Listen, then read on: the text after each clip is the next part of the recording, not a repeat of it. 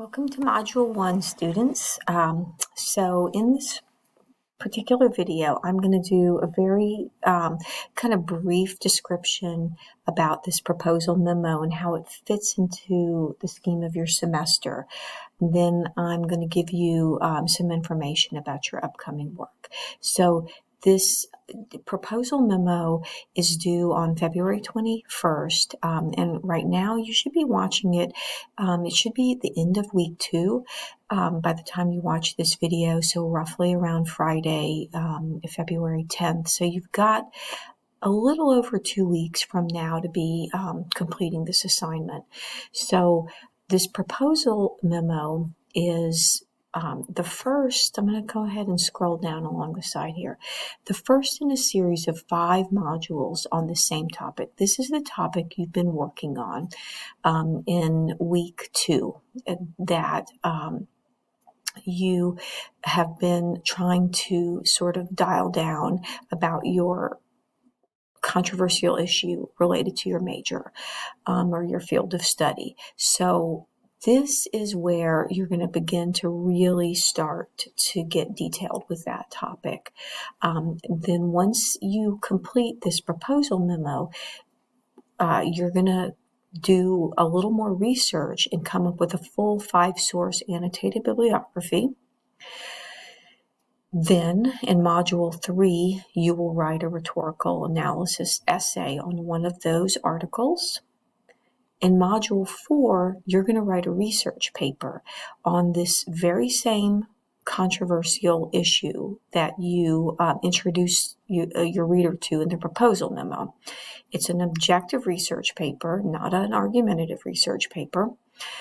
But in Module 5, you will get to do a persuasive PowerPoint presentation.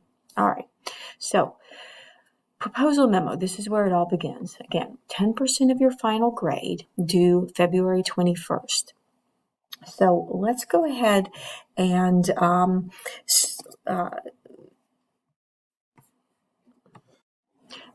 talk about this proposal memo. So this proposal is, it's exactly what it sounds like. You're going to propose the controversial topic that you intend to research.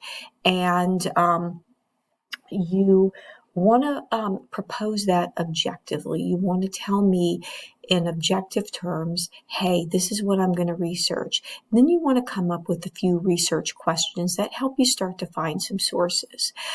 Because your proposal also is going to include 2 sources as well as 2 to 4 research questions.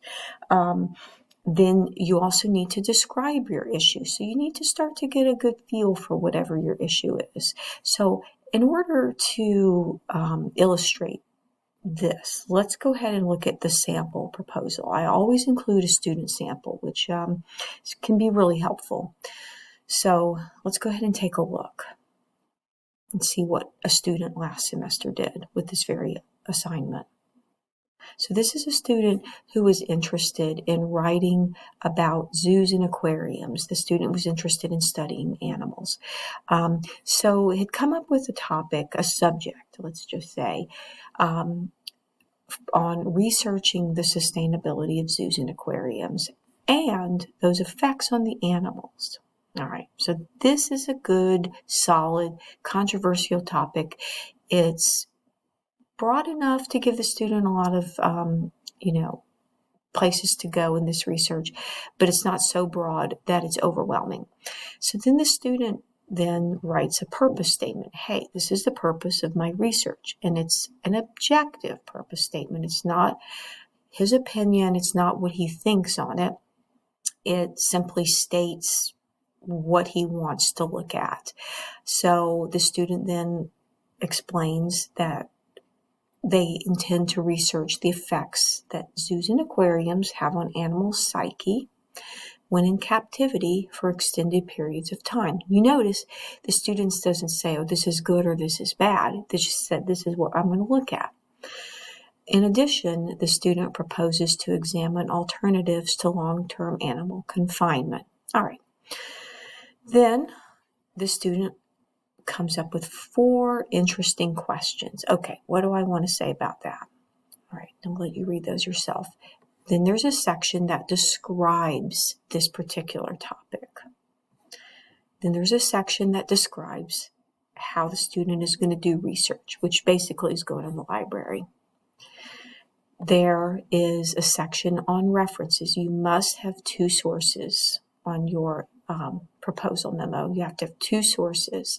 Now, these same 2 sources you can use as part of your annotated bibliography, but you're going to start here.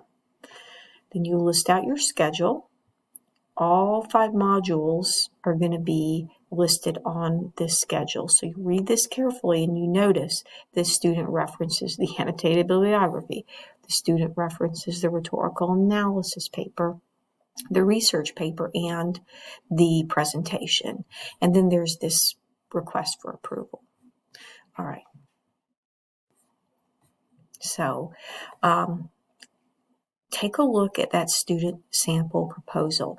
Now, in week 3, you have one big thing that's due middle of week 3 on the 14th, on Valentine's Day. This is your virtual assignment. In order to do this virtual assignment, you have to do a few things. You need to work through this topic development worksheet. You need to listen to this podcast and then follow the instructions at the discussion board forum.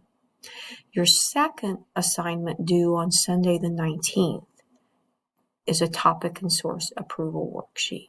All right, let me just click into that and we'll look at those really quickly.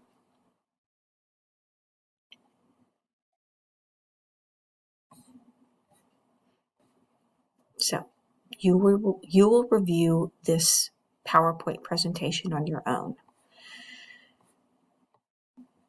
We will review this purpose statement PowerPoint presentation in week 3, video 2.